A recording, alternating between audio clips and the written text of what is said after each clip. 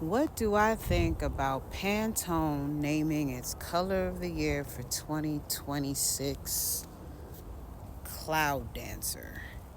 I'd have to say the general fatigue of living in unprecedented times is setting in right about now. I'd say the current administration understands this very well and has no intention on stopping the fatigue. Matter of fact, they're going to double down on it. They're trying to get it okay to be able to review people's social media history to even allow them to enter the country as a tourist. Do you understand how insane that is? That's like asking somebody for their diary entries in order to come over to your house for dinner. And not even like real dinner either. Like 2 hot dogs and some nachos from Quick Trip dinner. That's a lot to be fucking asking of anybody.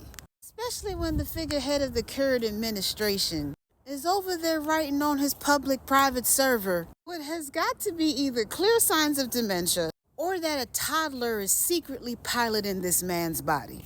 A very sleepy toddler.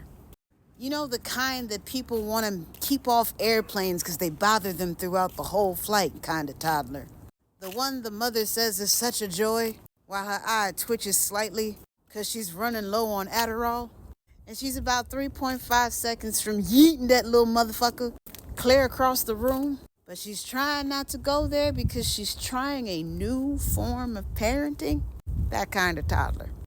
And I think that given the reason the company chose the color was to, quote, give the world a whisper of tranquility and peace in a noisy world, it's probably going to be the first set of white flags that we see surrendering to tyranny. Because you can't lead a revolution without art.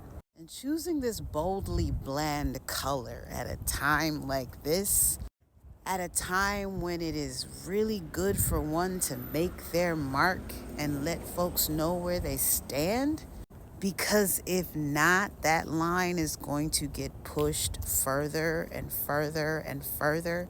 Because in the words of great George W., you can't negotiate with a terrorist. And the same goes for tyrants.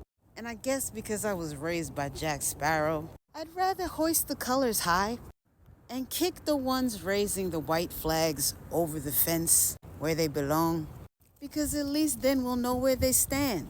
Because if Weird Al is raging against the machine, unironically, you might want to too.